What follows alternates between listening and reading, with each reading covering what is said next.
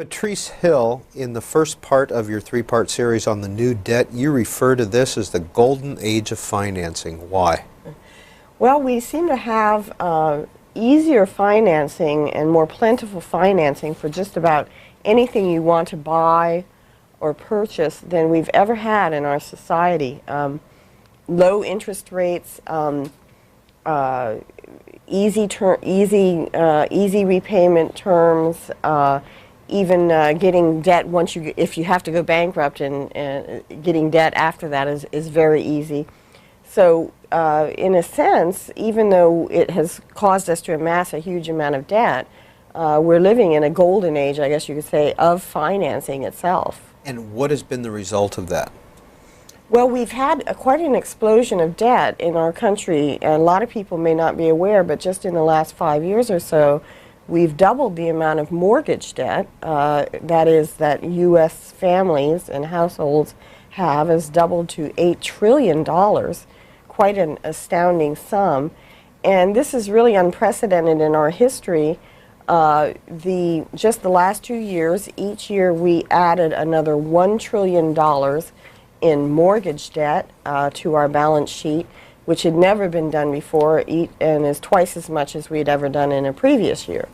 So it's really been quite a dramatic development, but it's been sort of under the screen, and many people have not been aware of it. In the macro sense, what's the effect on the economy?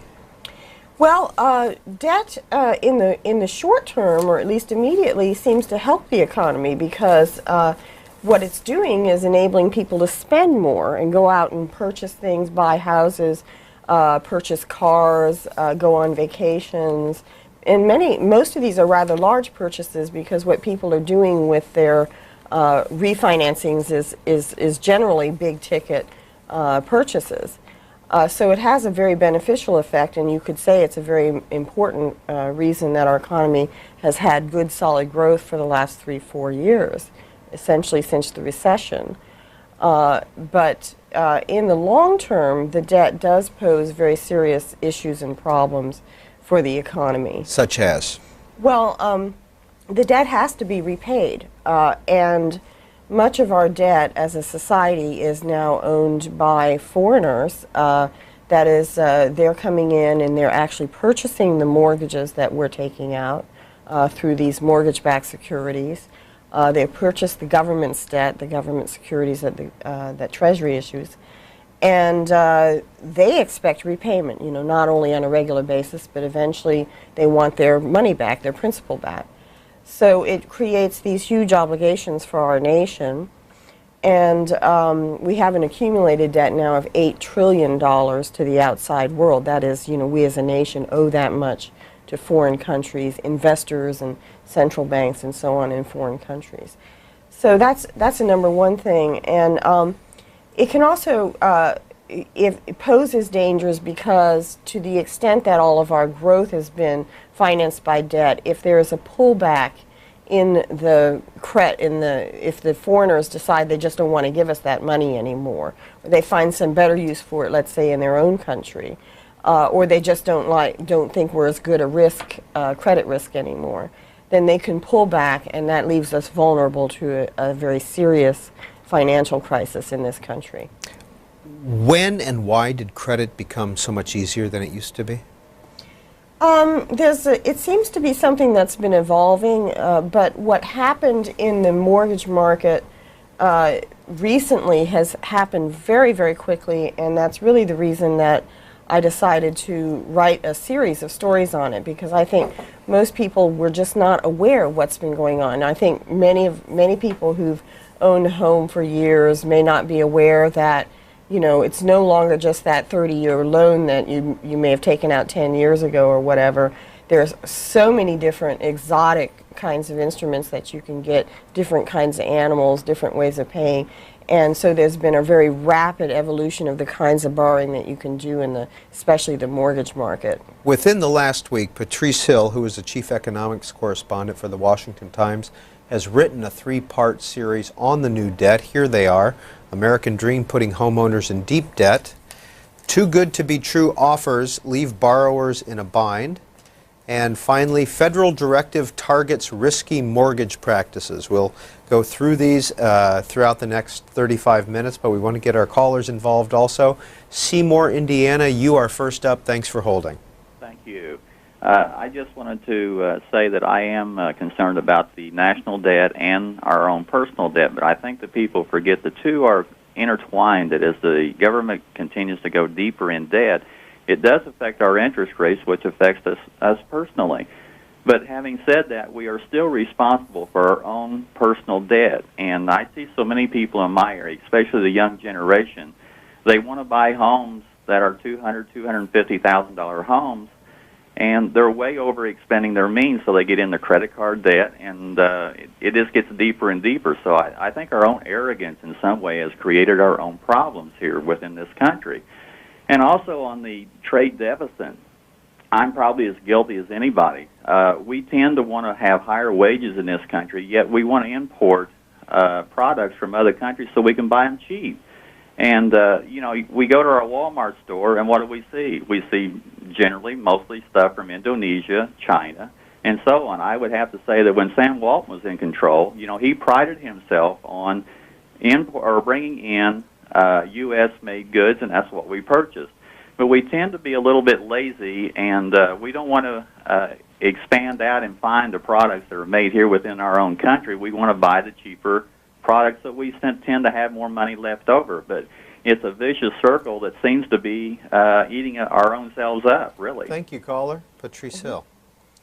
Actually, our taste for foreign goods, I think, is in a sense somewhat separate.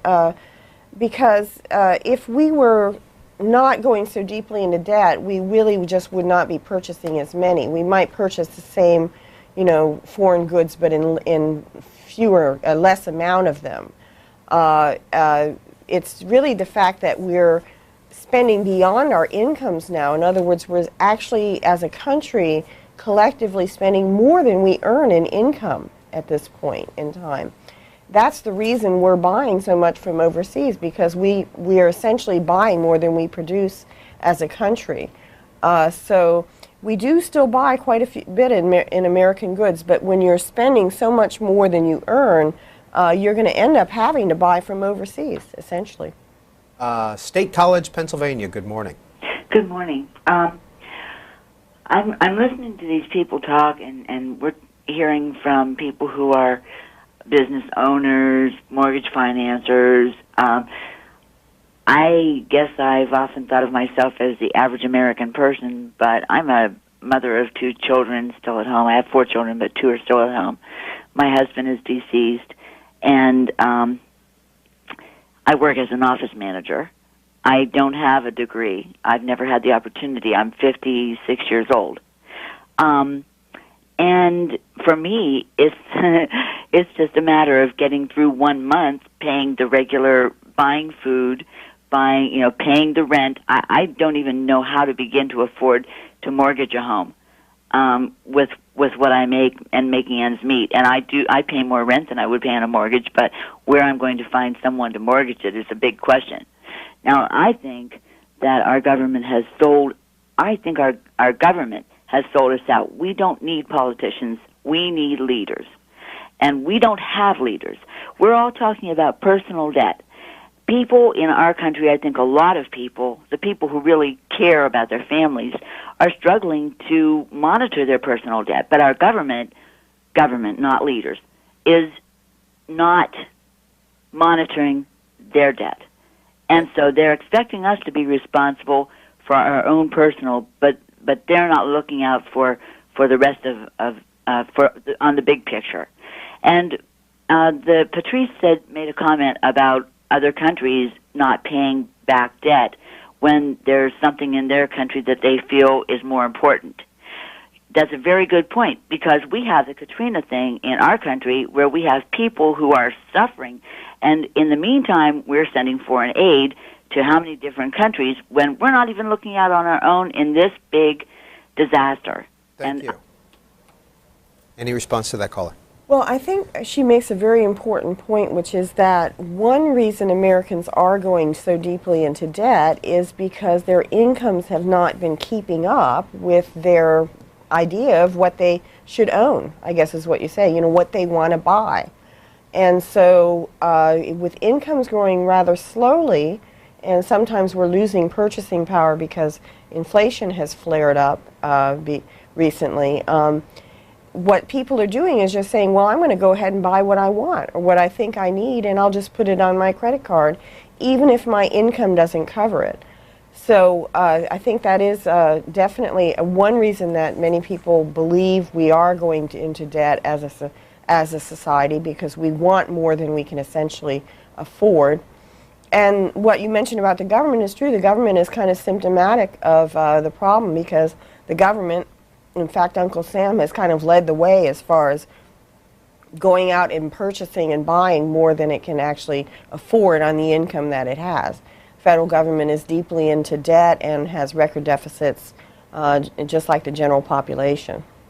You write that a survey by AC Nielsen last year found that despite having some of the highest incomes in the world, Americans are more cash-strapped than the citizens of any other nation, partly because they are saddled with huge debt payments. Nearly a third of Americans say they have no cash left after they have covered essential living expenses each month. That compares with 7% of consumers in the poorer nations of India, China, and Mexico. Isn't that shocking? I mean, I would never have thought that an average person in China would feel less strapped for cash than an average American, but it's true. And it's not just because of the debt, that, as we've been mentioning, that because we have to make our debt payments every month, but also this issue that we want, what we think we have to have, is more than we can afford right now.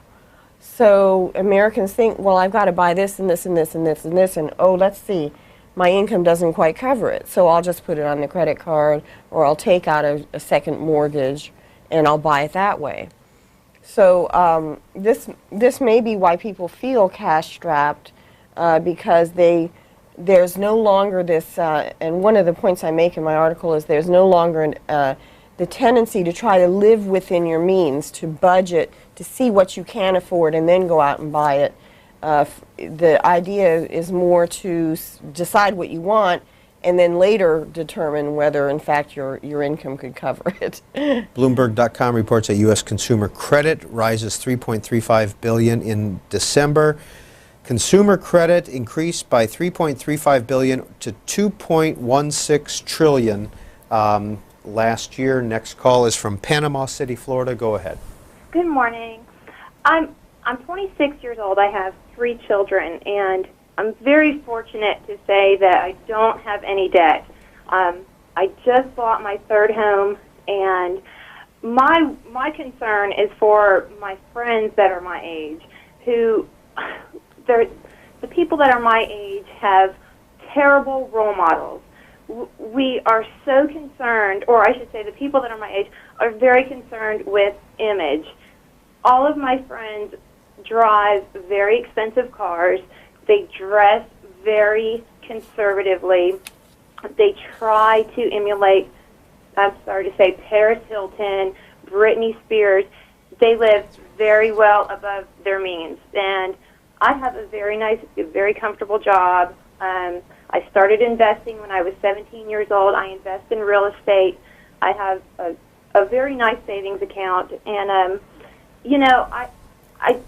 I don't have the bills that my friends do. They refinance their homes and they buy jet skis, and they're filing bankruptcy and they're 25 years old. Caller, what kind of work do you do? Well, I'm a photographer part-time, and I'm in sales full-time. And did you start, I mean, when you say you started investing, did you start from scratch, or was there help from mom or dad? Absolutely not. My father is a landscaper, and my mother works in a grocery store. And you own 3 homes and have 3 kids? Yes. And 26 years old? Yes. I just bought a $250,000 house. I live in the panhandle of Florida. I bought a house when I was 20 years old. I bought a $90,000 house in Destin, Florida, and the real estate market in this area has just boomed. So you don't even have mortgage debt? Well, I have a little bit of mortgage debt, but not much. All right. So, Well, just congratulations. this area has. When I bought my home in 1998, my house tripled in value. So I had to sell, and I made a very, very nice profit off of it. Bought another home that was very cheap, sold it, made a very nice profit off of that, and that's just the way that it goes down here. And I'm very fortunate that that's just what happened. But the thing that I worry about is the way that my friends live and the other people that are my age, and the way that they are going to turn around and pass it along to their children. The way that the national debt is at this point in the year 2006, what is it going to be like in 2025 and then 2050? If we're at a national debt at $8 billion right now, or $8 trillion right now, what is it going to be like for my children? What is it going to be like for their children? Caller, thank you for your time this morning. Patrice Hill. Well, I think she hit it right on the head. That was exactly the phenomenon I was talking about.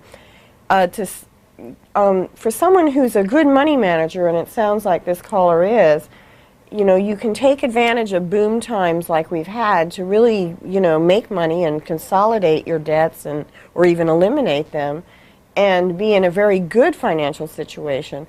But unfortunately, many people are just using the times to get further and further into debt, and they see the equity in their home go up, and they want to immediately cash in with a refinancing of their home. So they go out and spend that financial cushion instead of saving it or using that as wealth to build on in their life. And so I think she hit it right on the head that this is a serious issue, and also has emerged as kind of a generational one, as she's saying. What I found in researching the story is that it is something that you see a more pronounced urge to go into debt, I should say, among the so-called younger generation, the 20s and 30-somethings, whereas their parents, the baby boomers, were more cautious. And of course their grandparents, the ones who were raised during the Great Depression, are the least likely of all to go into debt and are very debt averse. So as each generation has come along, there's been more openness to get into debt, to just splurge and spend for today and worry about it tomorrow. And as she said, now people in their 20s are in a sense weaned on debt because they have debt from the time that they're teenagers. They've got their credit cards. To go to college, they get these massive student loans that become big obligations from the day they start working, and they just don't ever live without debt. So the concept of being debt-free, or saving for another day, or saving to make a major purchase, is just not there for that generation. Patrice Hill writes, by mid-2005, half of new home buyers were financing 100% of their home purchases, and 1 in 5 were spending half their disposable income on housing. Greensburg, Pennsylvania, you're on the air. Hi. Gee, I was wondering if that lady from Florida would like to adopt me. So was I. Or maybe the man with a Halliburton stock. I don't know. Yeah. Either one. I'm calling I wanted to say a couple things. One was, you did mention China and how well they're doing. They have some things we don't have. If I'm not mistaken, they do have health care there, and they do have child care. It's something that we don't have.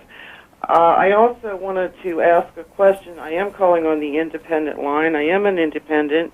I will be honest, I have no idea anymore who to vote for, because on the big issues, some very big issues, our politicians join hands and say this is the right thing to do. I disagreed with the NAFTA agreements, and believe me, I have gone from upper middle class to being on the poverty line now. I have watched an enormous amount of jobs leaving this country, jobs in this country that are just absolutely decimated. And as far as credit card debt goes, I'm also concerned that there used to be protection for the consumers.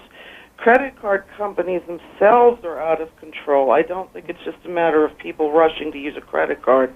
The only reason I ever use a credit card is for a car repair, because without it, we cannot go to work. And as for young people, my daughter is $11,000 in debt with school debt. She needs another year, 1 year, to get a degree. She's unable to accomplish it. She has tried to find work. She did work in a fast food restaurant, couldn't make it on that. And I'm not supposed to know that right now she's working as a dancer, and I'm not talking a ballerina. This is a mess, and it hurts. The American dream, we've been sold down the river, and I don't know who to turn to. Democrats, Republicans, I just don't know where to turn. Thank you, caller.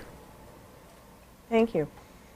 You know, it's very definitely for many people, the credit cards and the mortgage refinancings and so on have been a very badly needed, you know, way of being able to finance necessities, not just luxuries or things that people want to have but they don't really need.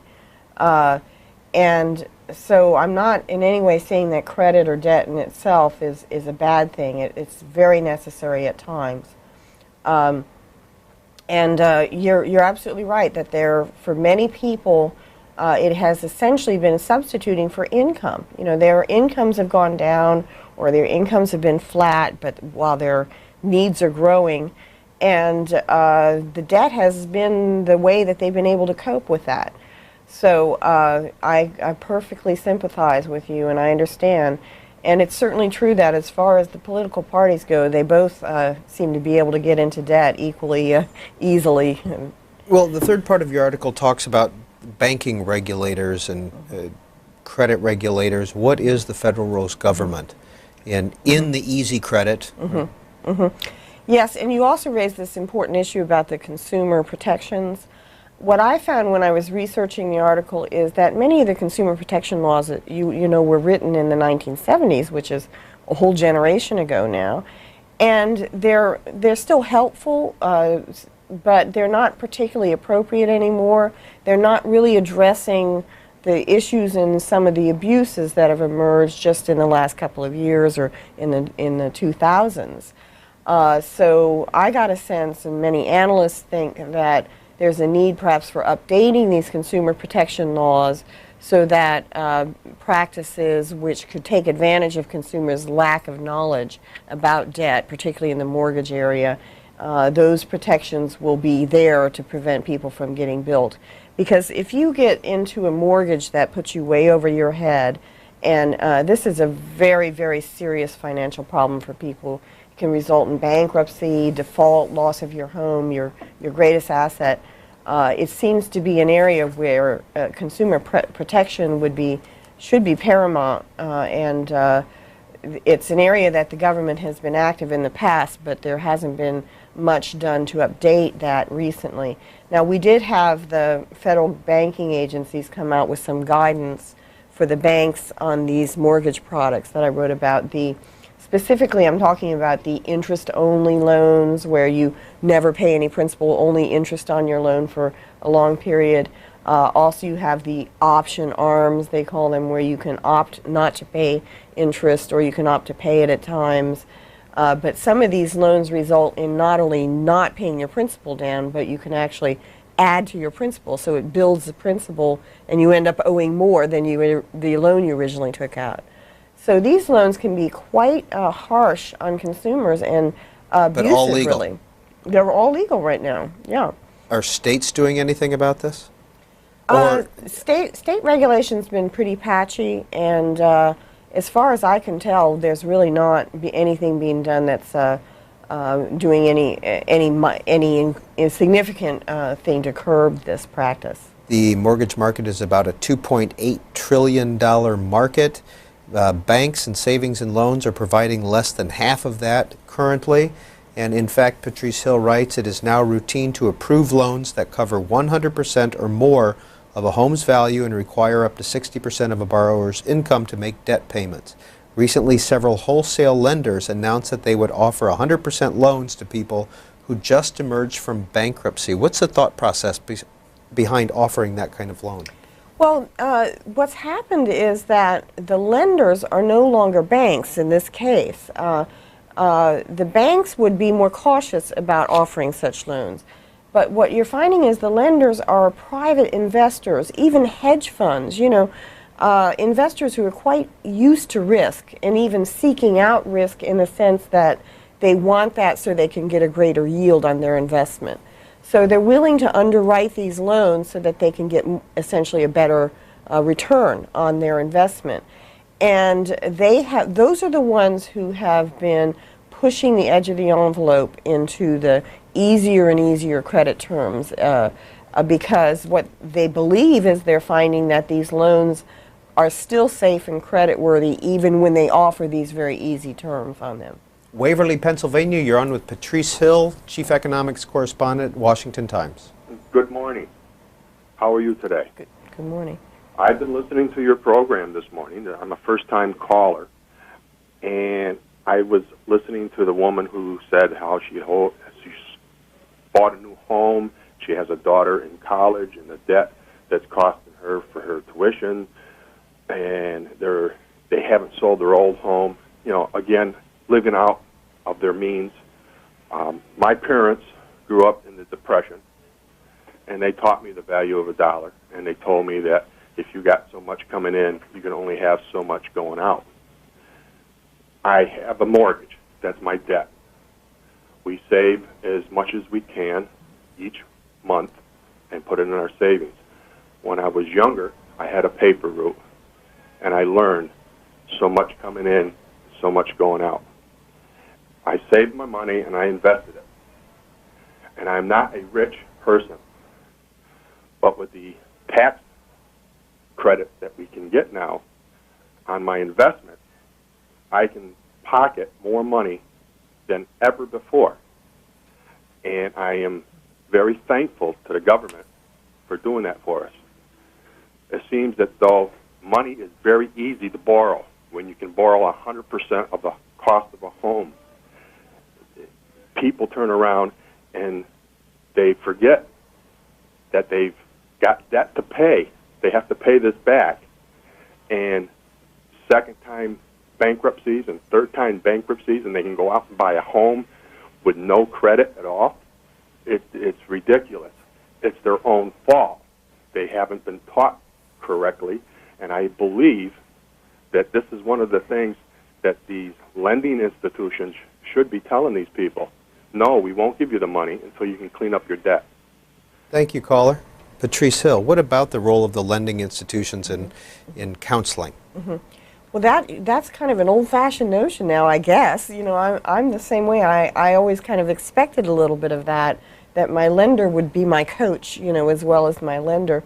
But the new lenders that we're talking about now, the mortgage brokers who are not attached to banks, are, you know, really just agents for the investors who want to give you a loan at any, you know, at any cost, basically. And they're not really counseling people on their need, you know, what they're, to be realistic about their financial wherewithal and so on. And because for some people, debt seems to be almost like an addiction, like, you know, drinking too much or something. And I totally agree with the caller. I think this is, many of these habits are learned from our parents. It's really a cultural thing. And I think it's one reason the baby boom, even though it's a kind of loose living generation, never got quite as far out on the limb with debt as their children are now getting, because they learned something from their parents, even if they disregarded it much of the time, about, you know, trying to live within your means or having certain standards, you know, of financial standards. But if the baby boomers have not taught their children the same thing, what they're finding is the children have even less compunctions about just living very large on debt with no thought to paying it off. One thing we find is that a whole generation of people now has no even goal of paying off their home or paying off their debts. The idea is just to keep up with your monthly payment. That's all. And to get your monthly payment down as far as you can, and then just make your monthly payment every month. And that's the only real goal. The idea is not to get out of debt or to pay off or own anything, really. In an MSNBC.com article by Vanessa Richardson, generation debt is going deep into the red. Many economic forecasters doubt that those under age 35 will be the first generation not to equal or surpass their parents' standard of living. Vienna, Virginia, you're on the air. Oh, hi. Thank you for taking my call. I'm a first-time caller. The first thing that came into my mind is a quote by Benjamin Franklin. It's something like, take what you have, subtract what you owe, and the remainder is what you actually own. I'm very fiscally conservative, and I live in an area where there's incredible pressure to keep up with the Joneses, if you will. And we sort of bought into that for a while, and I was talking to the builders or getting into a new house, and I called a mortgage broker. And I used to be in the mortgage business internationally, and she said, well, you could do a interest-only 10-year, 30-year fixed product. And I thought, you're kidding. That means that I'm gambling that the value of my house will exceed, my debt if I never build up any equity, if I have to sell. And it terrified me, and I kept thinking, well, if this is how people are getting into these houses, they can't afford it, and frankly, I can't afford it. And just another little comment. When I was doing international mortgages, we were doing the newly developing countries of Estonia, Latvia, and Lithuania, and every mortgage payer was trying to pay that off before the term was up, and we had incredible payoff rates. And, they would look at it as a loss of income, of course, on the lender's perspective, because if they paid it down, there was no interest penalty or, penalty for that. And these people, I thought, were so smart. And I just think that when I look at my contemporaries, they're nuts, and they have nothing to show for anything. And I mean, I can stay at home. I'm a stay-at-home mom because we have saved. We have a small house.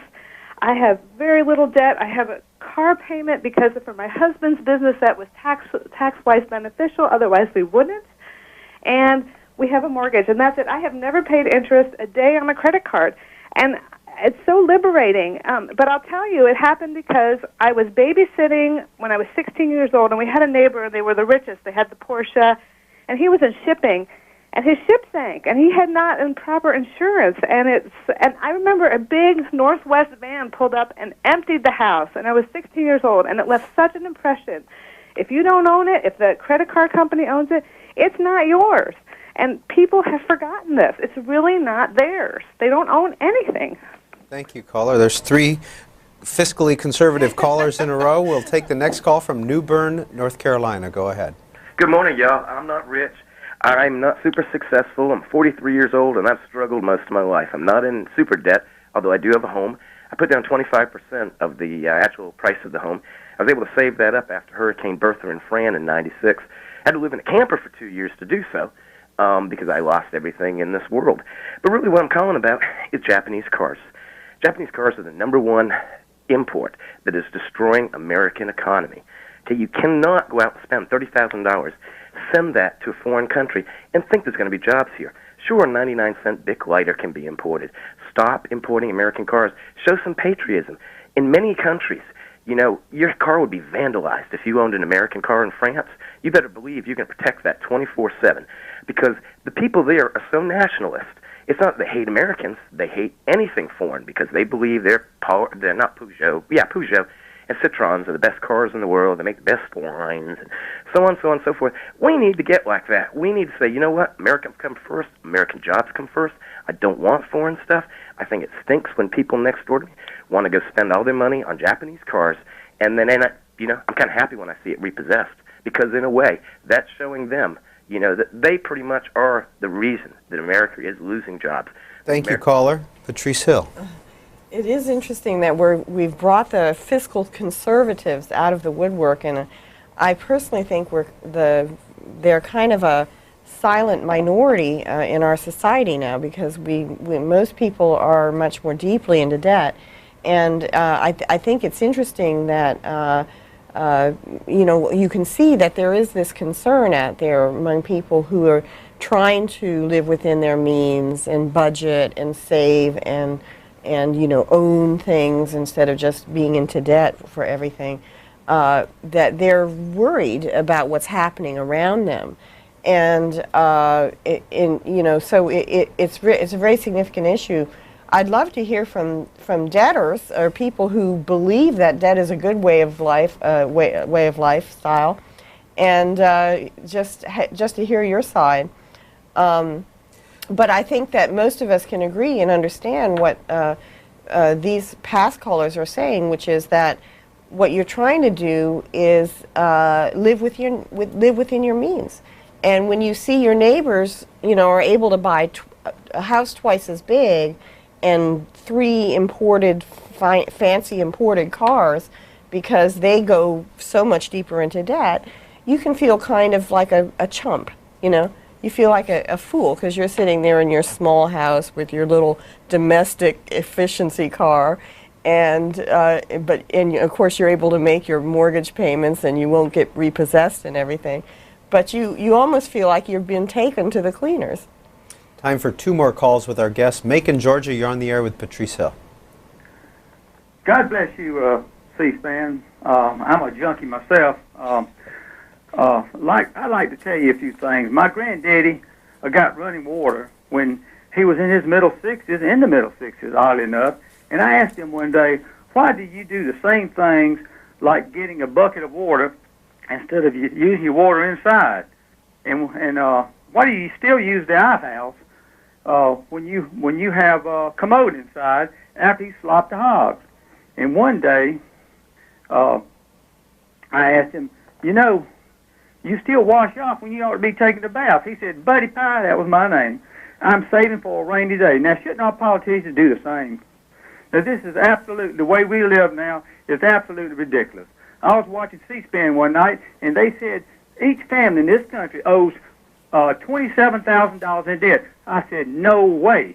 I paid off all my debt, put my thermostat on 65 in the winter, fixed up a beat-up old car, and now we're $27,000 in debt. Now, this is the most ridiculous thing I ever heard in my life.